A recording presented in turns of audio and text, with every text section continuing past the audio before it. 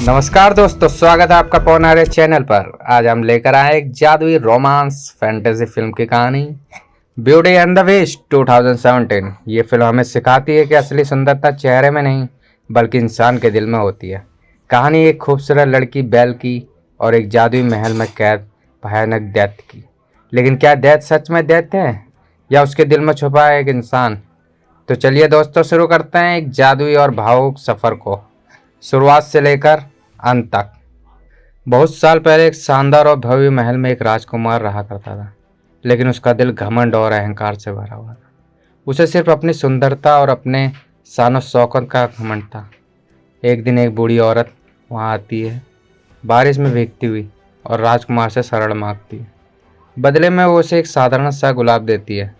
राजकुमार उस औरत को उसकी बदसूरती की वजह से ठुकरा देता है, लेकिन तभी बूढ़ी औरत का असली रूप सामने आता है। वो एक शक्तिशाली जादूगरनी थी। वो कहती है तुम्हारे दिल में करुणा नहीं है और इसके लिए तुम्हें सजा मिलेगी। और देखते देखते राजकुमार एक भयानक दैत्य में बदल जाता है। पूरा महल भी जादू से बदल जाता है। उसके नौकर चाकर सब अजीब अजीब वस्तुओं में बदल जाते हैं। कोई मोमबत्ती बन जाता है, कोई घड़ी और कोई चायदानी। जादूगरनी उस दैत्य को एक गुलाब देती है और कहती है जब तक इस गुलाब की आखिरी पंखुड़ी नहीं गिरती तब तक तुम्हारे पास एक मौका है। अगर तुम किसी को सच्चे दिल से प्यार करना और उसका प्यार पाना सीख सको तो शराब टूट जाएगा, वरना हमेशा के लिए तुम दैत्य बने रहोगे। अब कहानी हमें ले जाती है एक छोटे से गांव में, जहां रहती है बेल। बेल गांव की बाकी लड़कियों जैसी नहीं है। वो किताबों की दीवानी है, सपनों में खोई रहती है और हमेशा एक बड़ी दुनिया देखने का सपना देखती है। गांव वाले उसे अजीब समझते हैं और उसके बारे में बातें बातें बनाते रहते हैं। बेल अपने पिता मॉरिस के साथ रहती है, जो एक दयालु और प्यार करने वाला इंसान है। गांव में एक आदमी है, गैस्टन। हैंडसम है, ताकतवर है और अपने बारे में बहुत बड़ा सोचता है। उसे लगता है कि बेल उसकी दुल्हन बनेगी, लेकिन बेल को गैस्टन का घमंड और ज़बरदस्ती पसंद नहीं आती। वो बार बार गैस्टन को ठुकरा देती है। एक दिन बेल का पिता मॉरिस जंगल में चला जाता है।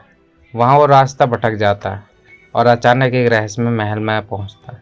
शुरुआत में महल उसे खूबसूरत लगता है, लेकिन अंदर जाते ही चीज़ें अजीब अजीब होने लगती है। बोलते हुए बर्तन, चलती गाड़ियाँ, बातें करती मोमबत्तियाँ। मॉरिस डर जाता है। जैसे ही वो एक गुलाब तोड़ने की कोशिश करता है, सामने आता है बीस्ट, वही राजकुमार जो अब दैत्य बन चुका है। बीस्ट गुस्से में उसे कैद कर लेता है।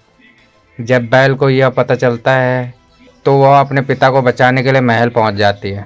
वहां जाकर वो दैत्य से कहती है मेरे पिता बूढ़े और बीमार हैं, उन्हें छोड़ दो, मैं उनकी जगह कैद हो जाऊंगी।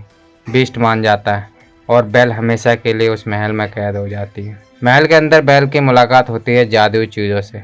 ल्यूमियर जो एक मोमबत्ती है, कॉक्सवॉर्ड जो घड़ी है, मिस पॉट जो चायदान है और उसका छोटा बेटा चिप जो कप है।